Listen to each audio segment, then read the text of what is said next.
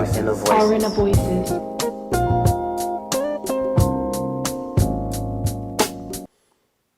Hello, everyone, and welcome to another episode of our Inner Voices. I'm your host, Mr. Noah Dioye, aka Mr. Inner Voices, the man himself. Previously, we had released episode 1 of the coronavirus COV-POV mini-series.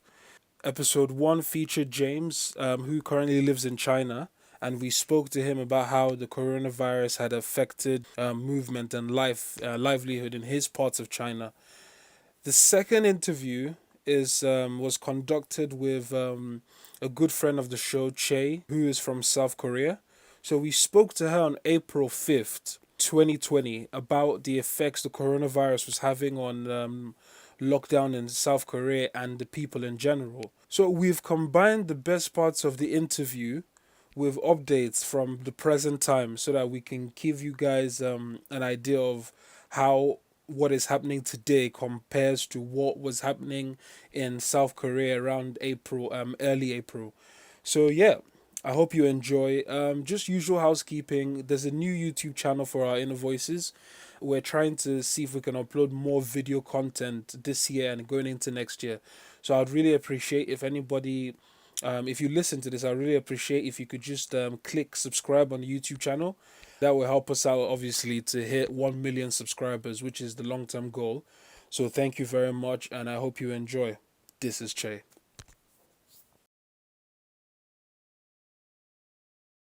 I'm not sure. I'm confused now. So, Me neither. but yeah, good night in South Yeah. Korea. Good morning, good afternoon there. Good afternoon, and welcome to an episode of our Inner Voices. Mm-hmm. We're currently doing the coronavirus series, which Yeah. I've titled COV-POV, Mm-hmm. which is a COV dash point of views. Mm-hmm. But it sounds funnier when you say COV-POV. So I just wanted to. I think we had a conversation a few days ago. Yeah. About doing this interview because you just left the UK a week ago now. Yeah, like literally a week ago. Yeah. So you left the UK a week ago, at the height of the UK's coronavirus pandemic, back to South Korea, and Mhm. I understand that things in South Korea are so chill right now. I think so. We're kind of having a break from the virus. Yeah. Everything seems pretty normal. Like restaurants and cafes are still working and hospitals are still open. But like still the schools are closed. Unis and schools are so closed. So yeah. We still need some caution. Yeah. So does this mean so how about people going out? Like, what is the situation now with people leaving their houses? I think Korean people are pretty chilled and feels safe from the virus. So that like I think and then even the weather is getting warm, so people just want to go out to have a picnic. But still the government is also warning. So like you receive like alert from the government to okay, you guys need to social distance and you shouldn't do the collective meetings. Yeah, such kind of things. Okay, I see. Well, that's very good news then. At least someone's having fun. Yeah. So I've been when I was doing my research, I noticed that South Korea was one of the countries that had responded, that has been touted as responding the best to the outbreak, alongside China and a few other notable countries, which I can't remember right now. What do you think? Taiwan as well. Taiwan. But sorry. Yeah. Hang on one second. All right, I lost the video. Yeah, so I was going to ask you, what do you think? Why do you think that is? Like, what did the South Korean government do that was so different from what other people have done that made this virus that made them able to curb the virus so quickly? Mm-hmm. I think it was the government's really quick response to the outbreak of the coronavirus. When South Korea found first confirmed the case, immediately they developed a tool for the testing kits and opened quarantine facilities and opened, like testing booth and driving through station to, frequent testing. That was kind of made the difference with other countries, I think. Yeah. And in terms of isolation, how Mhm. strict was the isolation at the start? I think firstly, self-isolation came later, I think, because the first thing that we focus on is just testing. And then like 1 week or 2 weeks after, we started to doing self-isolation since the number of infections were increasing. So we did school closing and postponed the new starting the new terms of the unis and schools. Yeah, and also advised the offices to allow the people to work from home.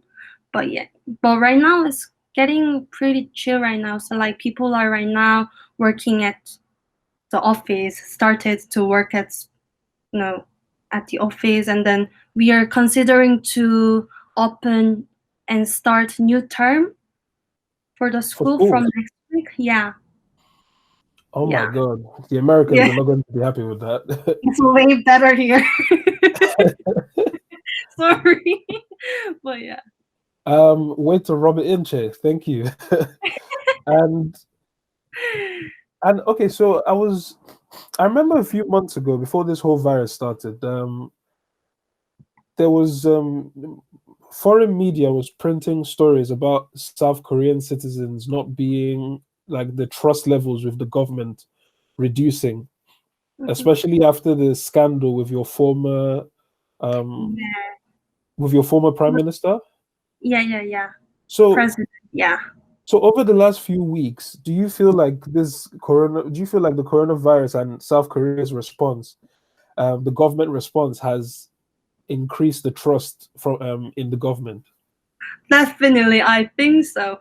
Actually, like the beginning phase of the outbreak of the coronavirus, like I think the government was trying their best, and then right now this is the result that it's getting better.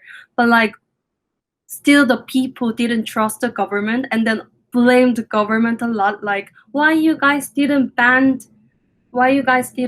Chinese traveler to Korea, and you guys are so incompetent to Chinese government, and Incompetent. yeah, incompetent, and then we don't trust you guys government, we're gonna all die. But right now, since we compare the situations going on with Europe, like like Italy and the UK and Germany, I think people became calm and then try supporting the government right now. I think, yeah, it changes. Adding to the information Che has shared with us, we know that South Korea, we know that one of the main reasons the virus didn't spread so much in South Korea was due to vigorous testing by the government. In an article used for research before this episode, South Korean government official was quoted as saying the country's success may be attributed to a swift and aggressive regime of mass testing and tracking those with potential infections. Within 2 weeks of its first case, South Korea was producing more than 100,000 test kits per day. And people have argued that one of the reasons South Korea was so prepared was because of their previous experience with other diseases in their part of the world. It is also interesting to note that, just like Che has said, South Korean society has mostly reopened and people are back at work, back going to museums, and back at school.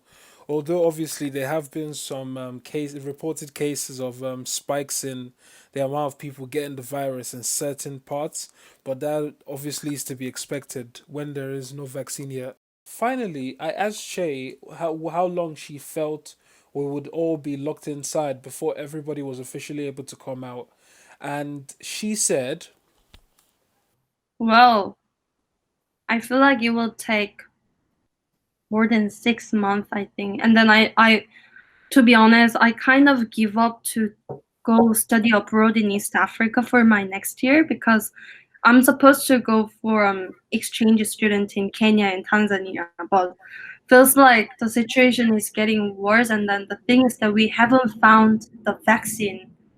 You know, everything that every country is right now doing is just slowing down the virus, not completely finishing the virus. So maybe it will take more than 6 months. And then I read some articles that vaccine will be coming out next year, which it's is like a pretty, fashion line. yeah. It's like the new Gucci. New Gucci is coming out next fall. This is so sad. But one thing, this is really my own opinion, and then I'm just observing what's going on in this world. But it's really interesting that Europe failed to handle the virus.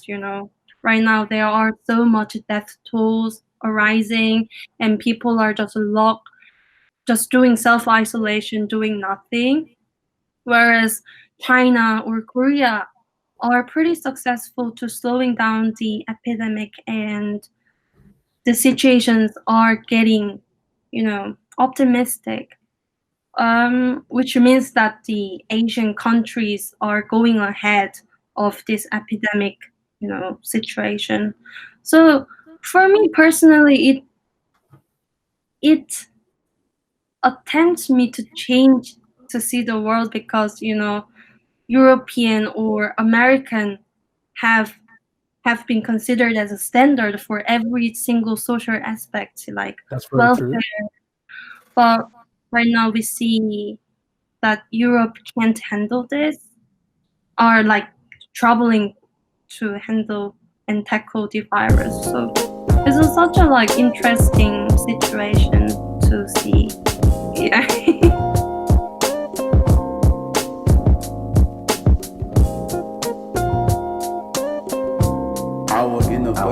Our inner voices.